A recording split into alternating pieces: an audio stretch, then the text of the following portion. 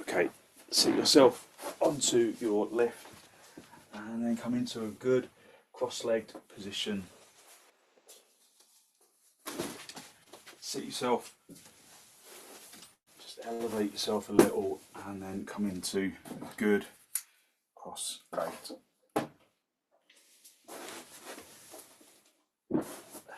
I've put my microphone on, so let me just do that. Listen to the way that your seat bones are connected to the floor. A little wriggle about. Hold on to your knees and elevate the heart area up to the ceiling, drawing your shoulders down away from your ears. Focus on keeping your eyes still in the sockets, just looking forward. Look at something that doesn't move. Keep your eyes still in the sockets.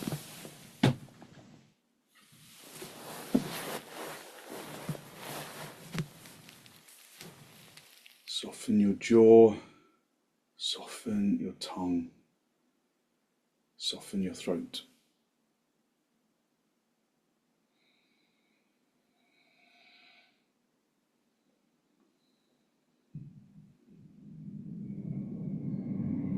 Release your knees, bring your hands into Namaste, push the palms firmly together. Lengthen from your armpits into your elbows into the heels of the hands into the fingertips. Take a deep inhalation and with an exhalation allow your eyes to gently close.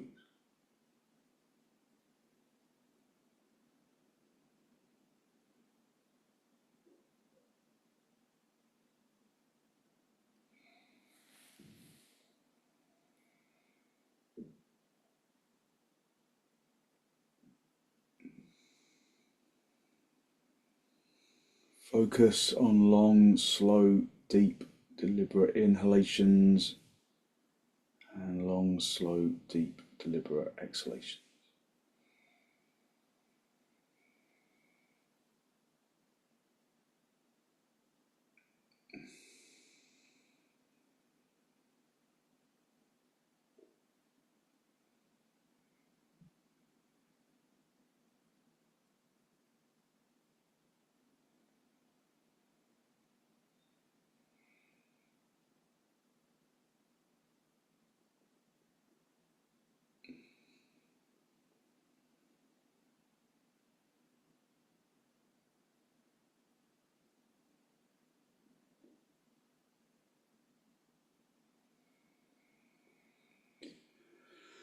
Fill your lungs consciously from the bottom to the top and empty them from the top to the bottom.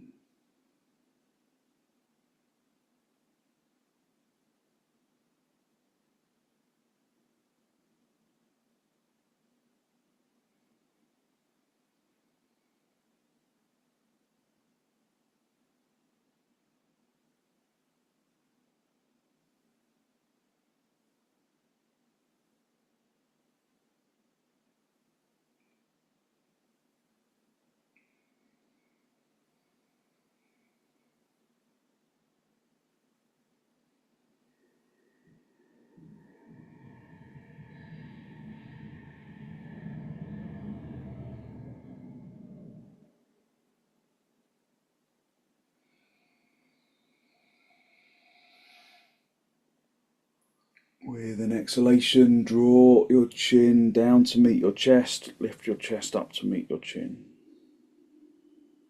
Just spend a moment to seek to generate a genuine, heartfelt sense of gratitude for something or someone or somewhere.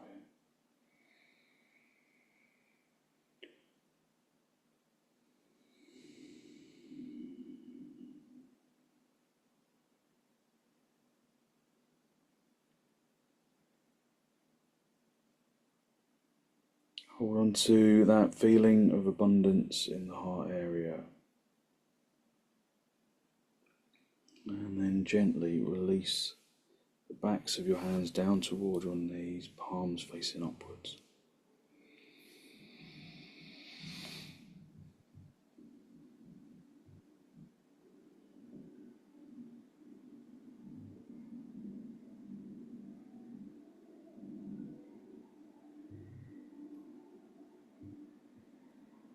Just connect the tip of the index finger together with the tip of the thumb, gesture of wisdom, physical intelligence and peacefulness that we can carry into our practice.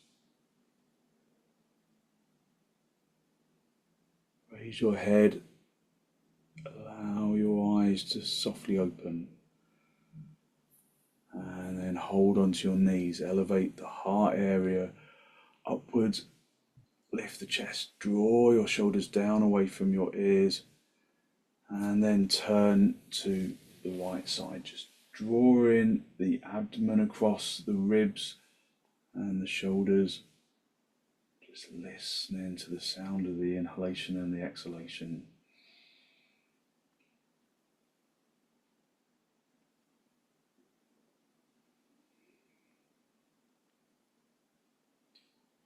Dig the back hand into the floor so that you can roll onto the front edge of the seat bones. From there, turn a little more deeply, observing any resistance. Come back to the center, hold onto your knees. Lift the chest up to the ceiling, take a deep inhalation. And with the following exhalation, turn to the left.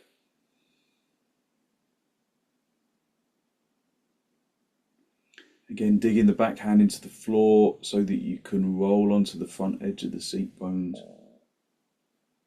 And then turn a little more. Observing your resistance. Just observing your resistance with non-judgment. Observe your resistance, but observe where in the body there is little or no resistance. And divide your attention between the two. Come back to center. Hold onto your knees and extend your arms out in front. Spread the fingers, spread the palms, interlock the fingers right into the webbing of the hands. Turn the palms all the way out and then raise your arms over your head, just opening up the shoulders. Squeezing your outer elbows in. Again, rolling onto the front edge of the seat bones. Drawing the belly button to the spine. Lifting the heart area. Winging the arms at least to where your ears are, aiming to reach beyond the ears. Squeezing the outer elbows in. Release. Just swap the interlock of the fingers so that the other index finger is on the top of the stack. Turn the palms all the way out. And again, seated baddha asana. Squeezing the outer elbows in. Rolling onto the front edge of the seat bones. Just balancing on the front edge of the seat bones. Observe where there is discomfort, if there is any, and then see if you can work out how to relieve that discomfort without just letting go.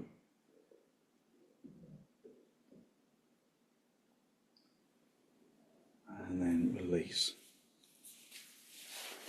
Just hold onto your knees, lift up into the chest. Just feel the warmth in the shoulders and around the neck.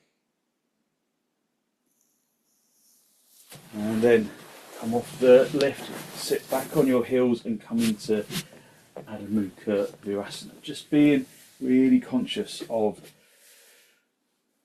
the connection between the seat bones and the heels. lift up into the chest, elevate the heart area forwards as you come forwards, keeping the seat bones down on the heels if you possibly can, spreading the fingers, spreading the palms, bring the forehead down. So lengthen into the index finger, lengthen the index finger as far away from the palm of the hand as you can, but point it towards 12 o'clock. If you're in the clock, 12 o'clock's directly above your head along the floor. Extend into the index finger, then press the tip of the thumb really firmly into the floor. Feel how that activates your inner shoulders. Press the tip of the index finger of the thumb into the floor and roll it gently without sliding. Roll it towards the index finger. Press the middle finger really firmly into the floor, and again feel how it activates your shoulders, the center of the shoulder. And then press the tip of the index finger into the floor and roll it towards the index finger. Activate the ring finger.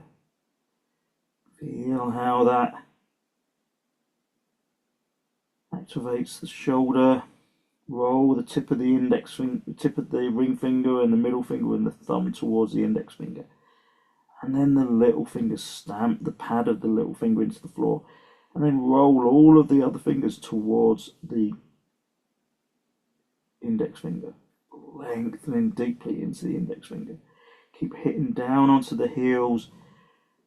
Just breathe even deep inhalations and exhalations. Observe how activating the hands in this way activates the shoulders, but without losing that activation. See if you can soften the shoulders, but keep the arms, keep the fingers really rolling towards the index fingers.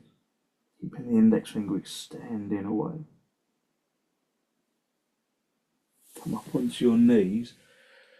Have your hands as wide apart as the mat, so have your little fingers on the edge of the mat, spreading the palms, pressing the air out from underneath the palms of the hands. Again, rolling the tips of the fingers and the thumbs towards the index finger, lengthening into the index finger, and then come up into dog down. Keep the hands activated, keep the hands flat into the floor, activated towards the index finger. Activate the kneecaps and the thighs, lifting the legs away from the floor. Breathing in through the nose and out through the nose, activating those hands to really find space in the shoulders. Keep the finger knuckles down. Keep the middle finger knuckles down.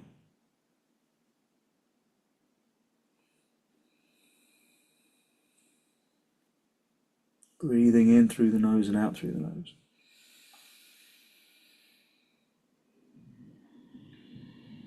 And then step your feet forwards, come up into standing position. So that was a shorter dog down, but maybe a lot more intense because of the way that you're activating your hands.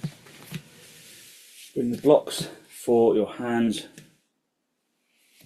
and then have your feet as wide apart as the mat, and know that your feet are as wide apart as the mat, because you can feel the heels on the edge of the mat. You can feel the little toes on the edge of the mat. Bring the hands into the thumbs into the lower back. Wing your elbows behind you. Lift up into the chest. Tighten your kneecaps. Keep the heart area lifted. Keep the head lifted. As you hinge at the hips, turning the fronts of the thighs inwards so that you can lift the seat bones away from the backs of the thighs. They open up. And then when you're halfway, reach down and find the blocks. So whether you need the blocks or not, it's good to start high. because it allows you to consciously move more deeply into the pose. If you go straight into the maximum, then you kind of don't give yourself the opportunity to be in the pose. You're just determined to get into the kind of maximum pose. And actually you lose a lot of the opening experience through that determination to get into the end point of the pose. If you can go down lower, then go down incrementally, observing in your back if forward bending is working for you. Breathe in through the nose and out through the nose, listening to the breath. Keeping the legs, the fronts of the legs turning inwards so that the backs of the legs can broaden outwards, so that you can pick up the seat bones, so you can lift the abdomen away from the thighs. Lift the abdomen to the diaphragm, to the collarbone, to the chin. If you can go down all the way, then do. Just be mindful of your back. Be mindful of where your weight is in your legs, in your feet. Is it in the toes, or can you hit your legs back so that your weight consciously moves into the heels? Turn the fronts of the thighs inwards, lift the seat bones, project chin and the chest forwards. From here, if you want to go into full Uttanasana, then go hook the thumbs into the crease of the elbows, wrap your fingers around your elbows, and then allow the top of the body to hang down. But keep the legs determinedly focused. Keep turning the fronts of the thighs, lifting the fronts of the thighs up towards the tops of the legs, up towards the hip socket. Keep the legs straight, tightened at the kneecaps. Press in the front of the knee consciously through to the backs of the knees so that you can lengthen into the spine. Okay, just bring your hands back onto the floor, come back momentarily into half Uttanasana, and then bring your hands into your hips, bend your knees on the way up if you need to, and then come up into Tadasana. So be in Tadasana, have the inner edge of the feet together, spread your toes, lift up into your chest, elevating the heart area up to the ceiling, drawing your shoulders down away from your ears. Turn the palms all the way out so that the upper arms rotate in the socket, broadening the collarbone. Breathing in through the nose and out through the nose, listening to the breath.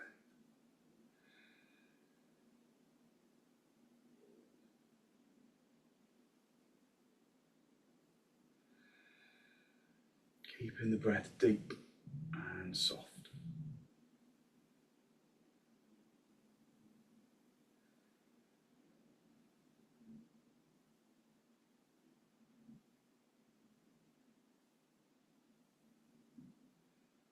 Bring your arms out nice and wide. Spread the fingers, spread the palms. And then turn the palms up to face the ceiling. Rotating the upper arms in the sockets at the same time. And then like you've got weights in the hands, I want you to lift your arms up to the ceiling, lifting those weights up until, I have to turn sideways, until you bring your arms parallel. If you can't keep your arms straight, just bring your arms apart a little more until the arms straighten. Really squeeze in those weights up to the ceiling. Bring the palms so that they face each other. Breathe in through the nose and out through the nose. Listening to the breath.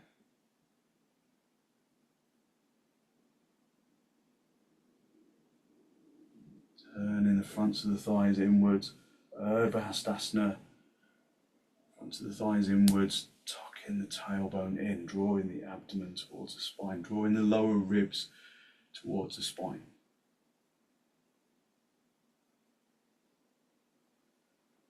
And then release, just release your arms down. And then get a couple of blocks for your hands. So we're going to come into Uttanasana, and we've already done Uttanasana with wide legs, but classical Uttanasana is with the feet together. Now, it's quite a lot stronger on your back when you come into it with feet together. So if you've got a bad back, then you can bring your feet a bit wider apart, have them about hip width apart, or you have higher lifts. You might want to, because having the feet together, it's distinctly restrictive. So the most important part of any kind of forward bending is the turning of the fronts of the legs. Turn the fronts of the legs from the little toe side to the big toe side. Turn the fronts of the thighs from the outside in, so that you feel that the backs of the thighs broaden. Now, if you're turning your thighs in, it's really hard to clench your buttocks. Turn your legs the other way around. Turn the inner thighs out to the outer thighs, and then you almost immediately clench the buttocks. So if you're clenching your buttocks, you're not turning the legs enough. So turn the legs, the fronts of the legs inwards, and then you can't really clench. Turn the fronts of the thighs inwards, and then tuck the tailbone in. Lift up into the chest. Stretch your arms down to the floor. Now we can come into the pose with the arms raised in Virabhadrasana, or again, if you've got a bad back, raising your arms up can be quite strong. So you come forwards with your hands on your hips. So I'll leave it up to you. You can raise your arms up, come up into Virabhadrasana, and then come forwards, hinging at the hips. You have to really rotate the fronts of the legs inwards to give you space in the hips. Even if your heels start to slip apart, keep reaching forwards, and then finally reach down. Bring the blocks underneath your hands. So there's a distinctly kind of more intense restriction in the hips, isn't there? So Ian, maybe try bringing the blocks up a little. Maybe put your blocks on a bolster so that you're not really kind of struggling to reach down to the floor. So give yourself a bit of extra lift, and then just turn the fronts of the legs, turn them really consciously. If you remember last week, we were talking about that corkscrew action of the legs. So turn the fronts of the thighs inwards so that the backs of the legs broaden outwards, the fronts of the shins turn inwards, the backs of the calves turn outwards. Keep the kneecaps tight and press in the knees consciously through to the backs of the knees, and project the chin and the chest forwards. If it's too restrictive in your back, bring your feet wider apart, about hip width apart. Project the chin and the chest forward, really extending into the chest. So the more you pick up the seat bones away from the backs of the thighs, the more you can extend into the spine. If you can go down lower, then do, but be mindful of your back. It can be quite strong. Projecting the chin and the chest forwards, turning those legs really consciously inwards. If you feel like that action makes you drop significantly in the insteps, then push the inner knees away from each other and lift the inner knees up towards the groins. Lifting the backs of the thighs away from the floor. If you can go down to the floor, then do. But be mindful that this is stronger than the Uttanasana we do at the beginning. Hit the legs back so that your weight consciously drives itself into the heels. Sometimes you have to hit back quite significantly for that to happen. And then once your weight is in your heels, it gives you better grounding. So turn the legs a little more. Lift the seat bones away from the heels. Project the chin and the chest forwards. Then if you can, or if you want to, you can bring the palms of the hands down onto the floor, fingertips in line with tips of the toes. Bring the heels down. Bring the heels of the hands down. Projecting the chin and the chest forwards. If you can, you bend your elbows out to the side, drawing your body along the legs. Just listening to the breath. Okay, come back into the halfway point. Bring your hands onto your hips. Bend your knees on the way up if you need to. It's much softer on your back. And then come up into Tadasana. Just face the front. Turn the fronts of the legs inwards. Look up into the chest. So there's a distinct quiet and inaction from Uttanasana. Breathe in through the nose, really activating your legs as you have been. Push the inner knees away from each other, lift the inner knees up towards the groin. Breathe in through the nose and out through the nose. Turn in the legs, turn in the hips in the sockets.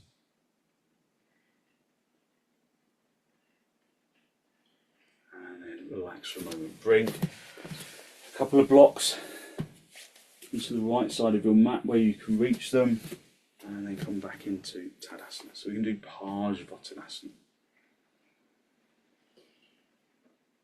Lift up into the chest. And turn in the fronts of the thighs inwards. Bring your arms out nice and wide in towards the chest, and then step or jump your feet nice and wide. Turn your left toes in really steeply as you can. So you start turning this leg inwards, same as Tadasana, and then rotate on the other foot. Now at this stage your hips kind of get stuck in a bit of a midpoint really.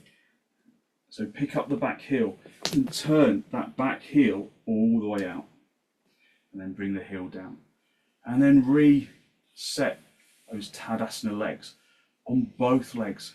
We often focus solely on that back leg, but turn the front leg from the outside in as well. Have your hands on your hips. Make sure that the hips feel like they are level. Lift up into the chest. And then keeping the back heel down on the floor, keep the head lifted as you reach forwards, keeping the kneecaps tightened on both legs. And then reach down and find the blocks. So you might not need the blocks, but just have them to start off with, just to come into the first stage, resetting the legs, keep turning the back leg from the front of the thigh, turn it inwards, to the front of the back of the thigh, turn it inwards. Do the same with the front leg. Project into the chin and the chest. If you can go down lower, then do. Extending the spine away, not trying to bring the head to the floor, we're trying to lift the head up to the ceiling. If you can reach down to the floor, then do. Turning the legs inwards, projecting the chin and the chest forwards. And then if you can walk your hands towards the back of the leg. Just stay at whichever stage feels comfortable for you. Keep that back leg firmly activated. Lengthen the chin and the chest away from the hips. Keep the chin driving towards the foot. Keep walking the hands back, bringing the chest along that front leg, keeping that front leg turning inwards.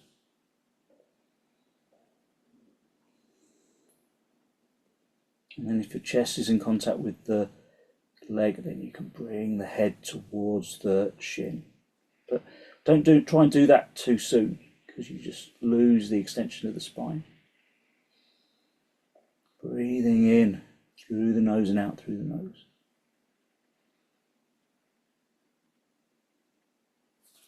Okay, bring your hands back to either side of the foot. Just resettle the hips. And then bend that front leg, step forwards with the back leg. And then come up into a standing position. Put blocks onto the other side, onto the left side of the mat. And then come back into Tadasana.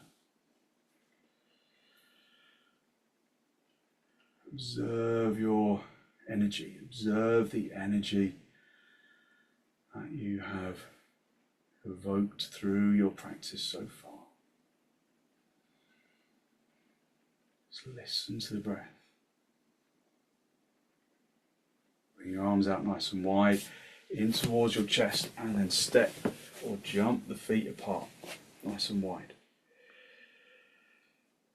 Turn your right toes in steeply. I cheat a bit. I lean back so I can turn that leg in. Rotate on the heel of the other foot, and then again pick up the heel of that back leg and turn it out. It's a really good stretch in the calf muscles. Put your hands onto your hips, and then rotate the fronts of the legs inwards like you're doing Tadasana. Keep the kneecaps really firmly tightened on both legs. It's easy to forget that front leg. Lift up into the chest. Lift the heart area to the ceiling, wing the elbows towards each other, and then come forwards, hinging at the hips, keeping the head lifted, like the head is magnetically attracted to the ceiling. And then reach down. Find the blocks with the hands, keep turning the thighs inwards. Feel that the hips are level, so you can have the heels in line with each other. Project the chin and the chest forwards. If you can go down lower, then do, but just stay at whichever level feels most safe and appropriate for you. So each time you come down a little, you've got to reset, turn the legs in, feel that the hips are level. You can always reach behind, just feel that those hips are level. Project the chin and the chest forwards, extending into the spine, and then just a little at a time. Come forward, come down, or just stay at whichever level feels most safe and appropriate. Feel that there's evenness of action in the legs. It's easy to let it become front leg centric and lose that back leg. So feel your way in. Feel that there is even action in the legs.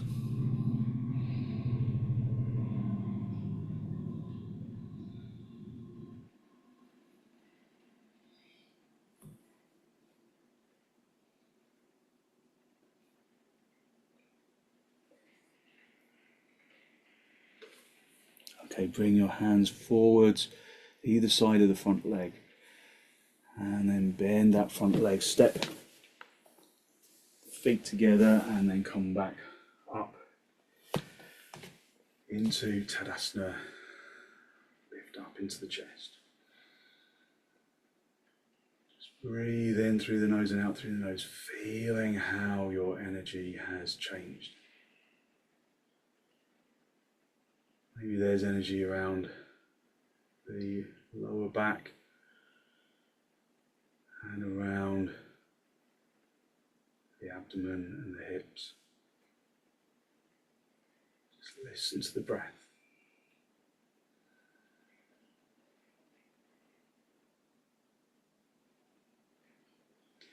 And then come down onto your knees.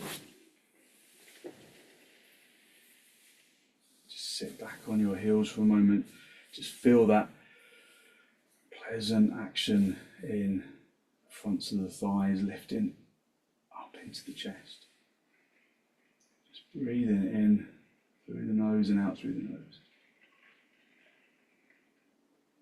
And then walk your hands behind you for our paryankasana variation. Bring the hands underneath your shoulders. Push the hands really consciously into the floor. Lift from the wrists up into the armpit so that you open the chest. Push. You might just want to stay here. If you want to go a little further, just be cautious of overdoing it in your back. turn the tailbone consciously inwards, lengthening the sacrum away from the lumbar so that the thighs activate, and then lift the seat bones away from the heels, and if you can, extend into the chin. But keep lifting really consciously from the wrists into the armpits. Broadening the abdominal region, lengthening the tailbone away from the sacrum away from the lumbar. Okay, and then bring the seat bones back down onto the heels, and then walk yourself back so that you're sitting back on your heels. Just feel the energy around the shoulders, listening to the breath.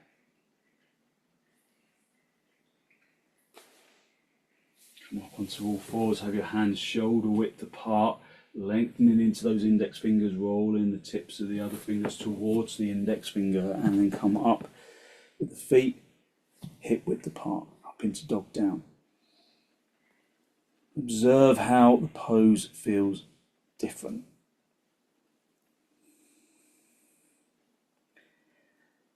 Spend a little time inside the pose, observing your balance of action and working for perfect internal balance of action.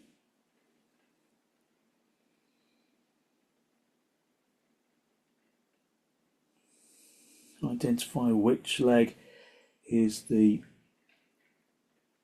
more enthusiastic. Get the less enthusiastic leg to mirror it. Do the same with the arms, between the arms and the legs.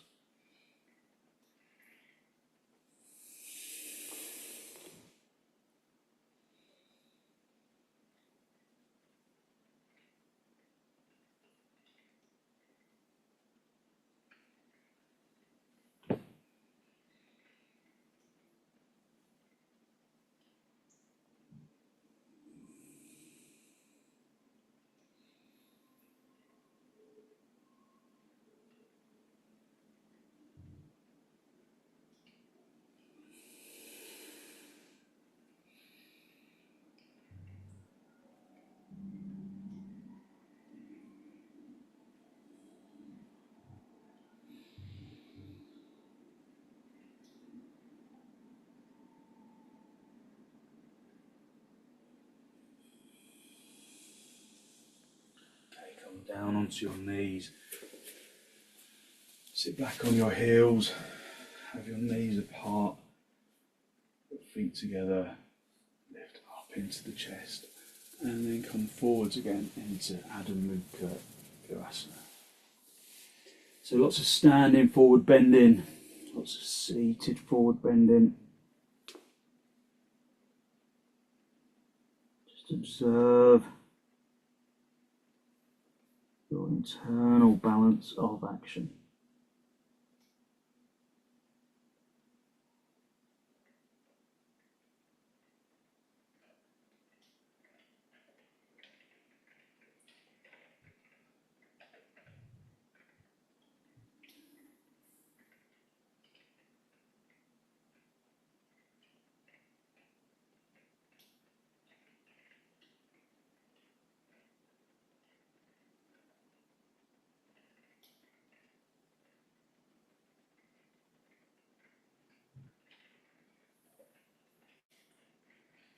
And the seat bones down on the heels, stretching into the arms.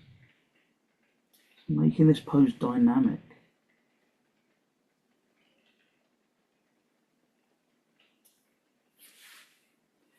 Bring your hands back underneath your shoulders, and then just sit yourself back on your heels. Just listen to the sound of the breath.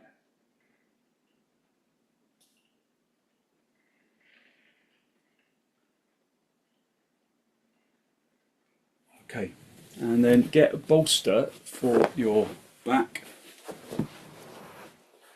And then we're going to go into supta baddha konasana. So just a bit of drip. Yeah. Come back into supta baddha konasana. Soles of the feet together, knees apart, and then guide yourself down. If your head rolls back, get a folded blanket and place that underneath your head.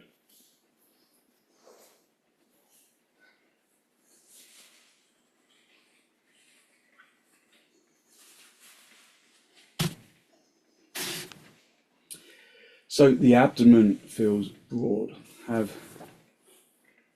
blocks underneath the outsides of the thighs if there is discomfort in the hips. Press the feet together. Broaden the chest. Listen to the sound of the breath as it enters and as it exits.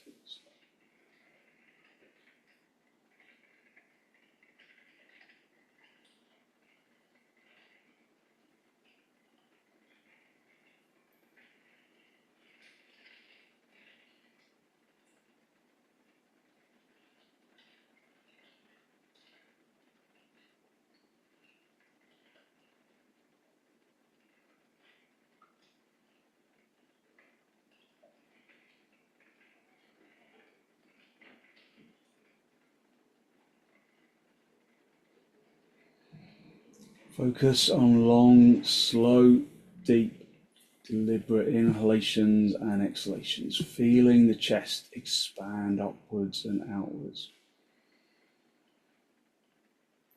Feeling the chest relax with the out breath.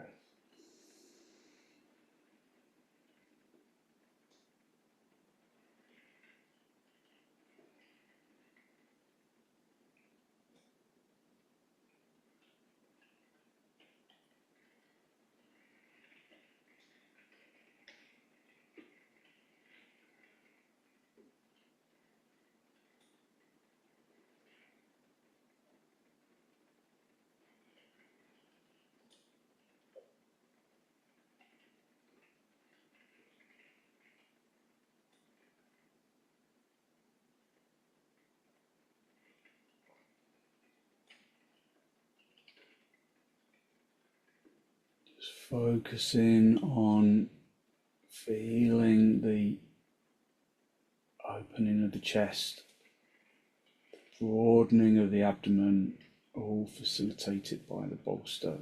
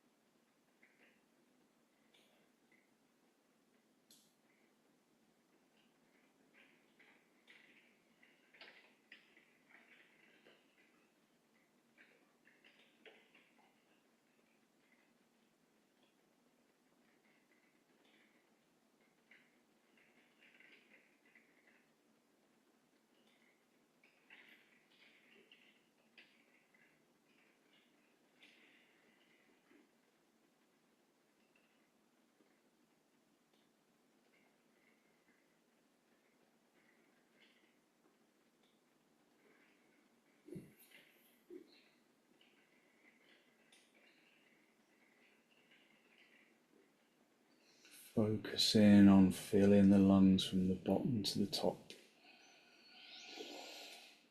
Emptying your lungs from the top to the bottom.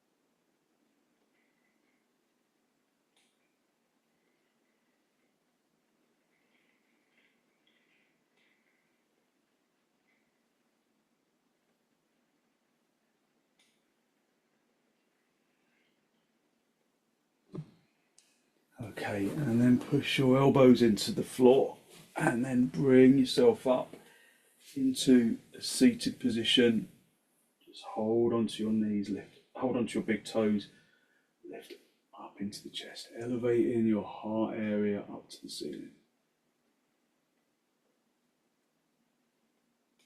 Breathe in through the nose and out through the nose.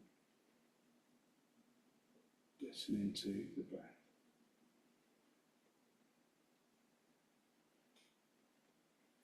And then just come up off your seat bones, and we're going to do the restorative child's pose. So you want a lift underneath you. So if you've got two bolsters, which is a bit of a privilege in fairness, if you've got two bolsters, have one bolster on top of the other. If you haven't got two bolsters, you can just use your existing bolster, have some blocks underneath it, and put the bolster on top. If you haven't got bolsters, just kind of lay out some cushions so you can roll forwards. So you're going to lift the chest, drive the chest along the bolster, and then rest your head on one side. Let the elbows reach down to the floor. So have your elbows wide enough apart so that you're not supporting your weight with your elbows.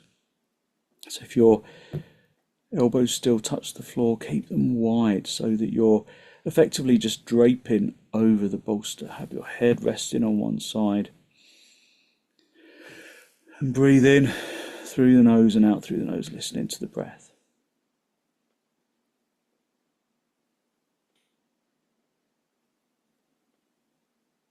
So if the bolster doesn't feel comfortable, then adjust the position until it does. So rest your head on one side, we'll swap that around in a moment.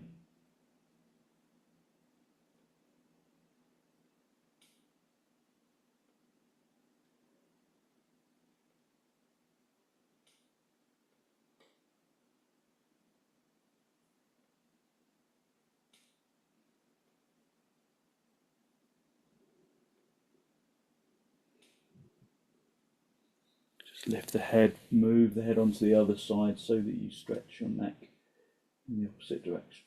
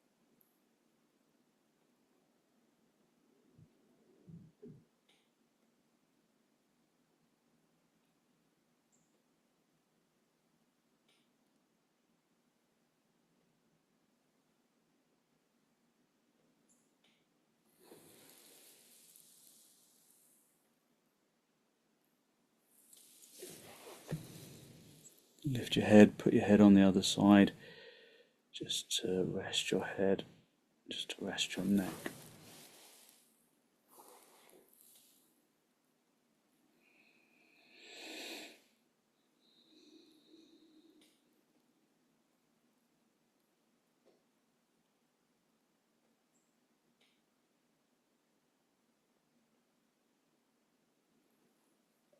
Okay, push your hands into the floor, just sit yourself back on your heels,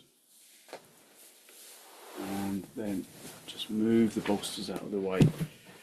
Have a folded blanket for underneath your head. Just make sure that it's evenly folded. Have a bolster for underneath your knees, and then guide yourself down in a really good straight line right down the centre of your mat.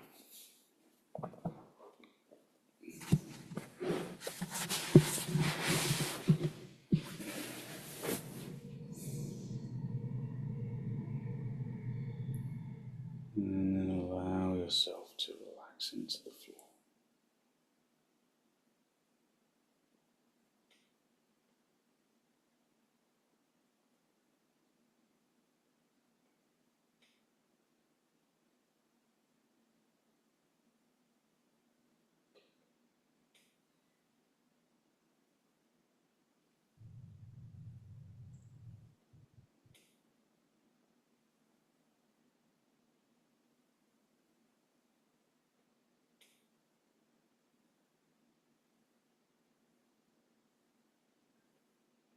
Let the arms and the legs completely relax.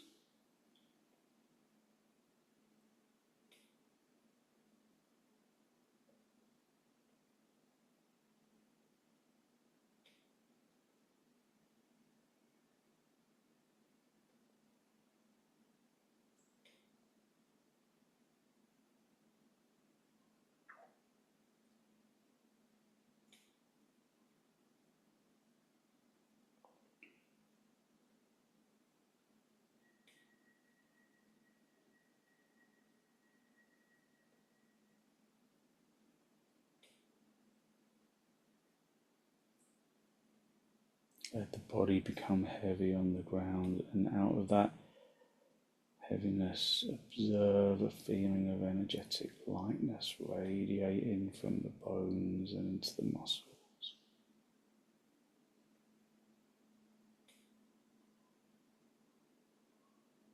into the organs.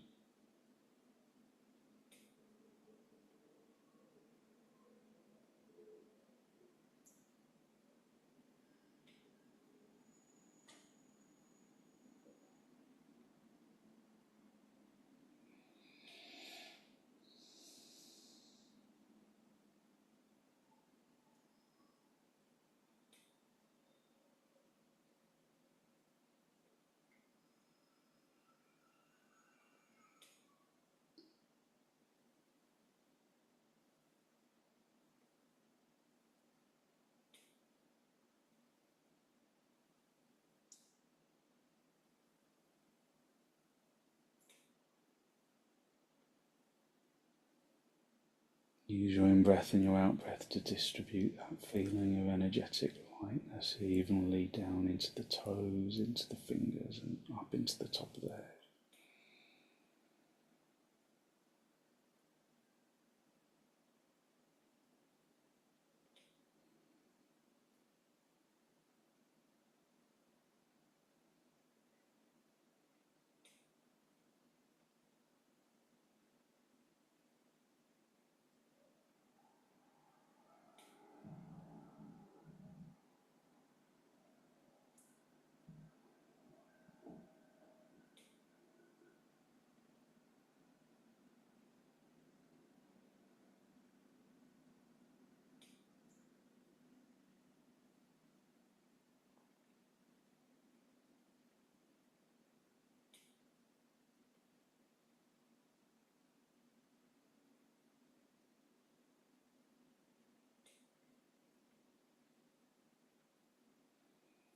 And then wiggle your toes, wiggle your fingers, bring yourself back into this pose of Shavasana. Draw your knees in toward your chest.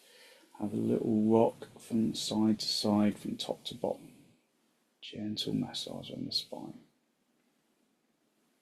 And then very gently roll over onto your right side.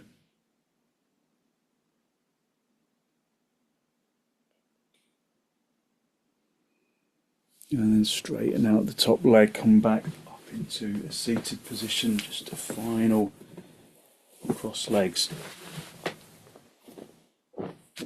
Hands in Namaste, a final spinal lift.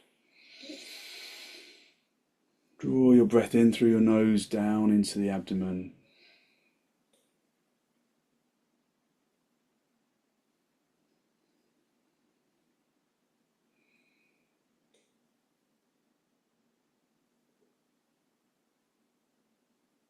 Conscious of the energy that you have released through your practice this morning, that good, positive, healthy flow of clean energy that the extensions and the forward bends and the twists and the reclining poses bring to the body and to the mind.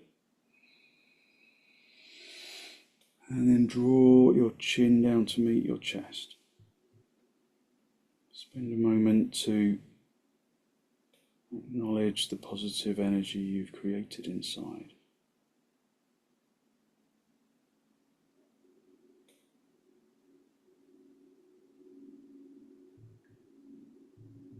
And then send some of that positive energy out into the world.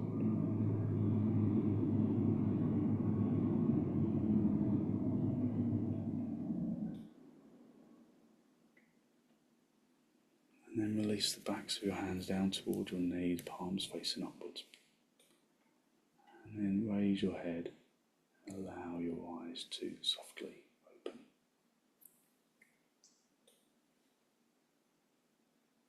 Thank you very much.